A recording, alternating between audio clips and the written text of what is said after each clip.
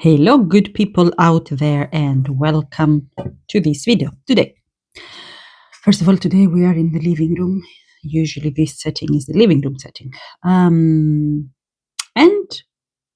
today I'm working on this project, the Dreams project, but I'm working on tatting. So the project is freehand embroidery with cotton thread on linen fabric, which I love. Linen is majestic for embroidery, especially if you are new and you don't have experience on embroidery.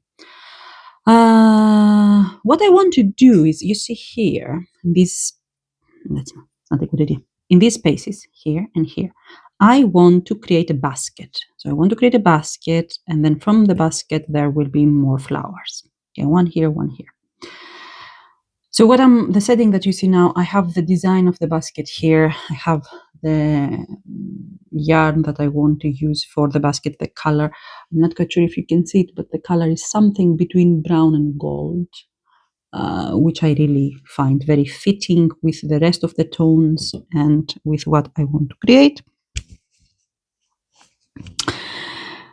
Now, when I started this morning, and whatever I will say now goes for this project, but also for dreams, since the last videos are about dreams. So when I lasted this morning, I had the idea in my head. I found in my stash, where I have thousands of pieces of yarn and thread, I found the material, I have the tools, but now how do I transfer my dream that is in my imagination on the project? I started with, so these here are tatting needles. Those of you that you are doing tatting, you know. I started with this needle, which is a very decent size. The product that came out was very big. So here we have, let's take away the needle.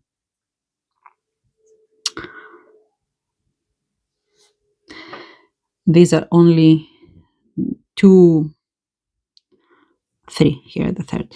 So 3 heads of the basket, knots in the basket, and you see that it's already taking all the space. I couldn't work with that. So then I moved on to a smaller needle.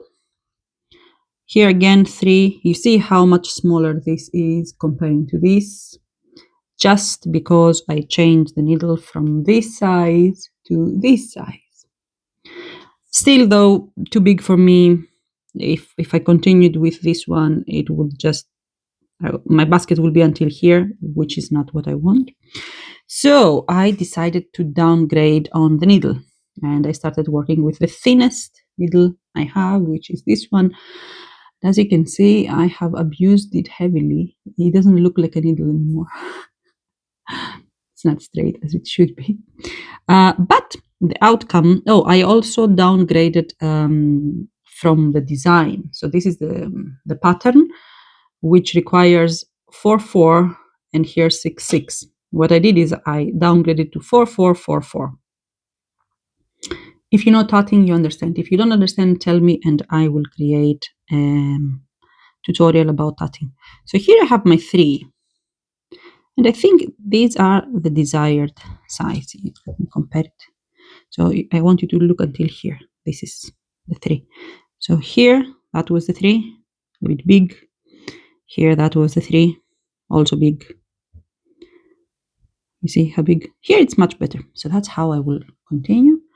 Why do I show you this part? And this is something, I mean, I'm tatting for years now. I'm experienced in tatting. I'm showing you this because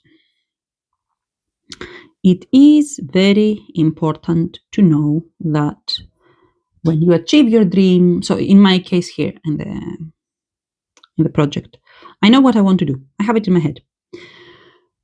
But in aim to achieve the best outcome, in my case here, this will be the dimensions. I need to try and fail and then try again and fail again and know how to navigate my problem until I will achieve the desired outcome. That also works with our dreams, when we have dreams in our lives. It doesn't mean that, okay, I dreamt it, I wished for it, I started making preparations to have the material means or the mechanisms to achieve my dream.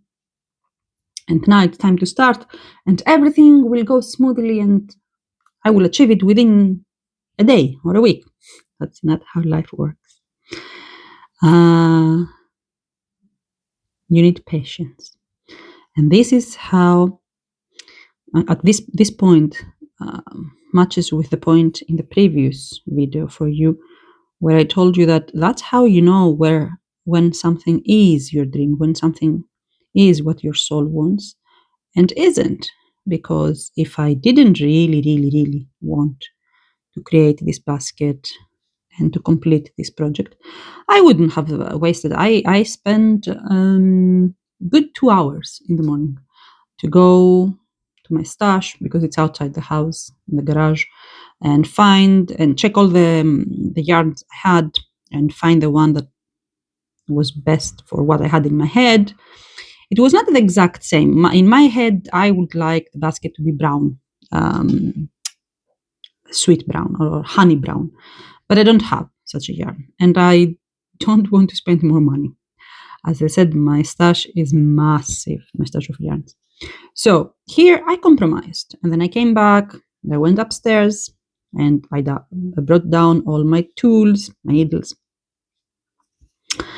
and I searched and I found a pattern that I liked. But when I followed it, the outcome was not what I wanted. So I had to start experimenting and changing things and adjusting things. And now I am where I really wanted to be in terms of dimensions. Have I finished yet? Have I made the baskets? No, I haven't. Not even the first one. So I'm not achieved yet. I haven't achieved my dream, but I'm working on it. So thank you for watching. And also today I'm waiting for my loom. Oh, I almost made a mistake. You see, when I talk, this needs to be a chain, not a ring.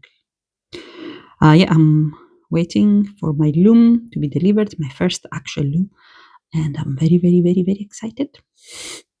In a way, I'm doing this now just to occupy my hands and mind, because I'm too excited to be able to read or do anything else. So yeah, anyway, this is the moral lesson of this part today. One more, I think, and we're enough. Remember, crafting arts are always teaching us lessons for real life. Real life, I don't like what I said. It implies that art is not real life. It is. Anyway, you understand what I mean. This is all for today. I will bid you farewell. And in the next video, you will most probably see me unpacking my new loom. Thank you for watching, people. Keep creating and keep following your dreams. It's not easy, but it's beautiful.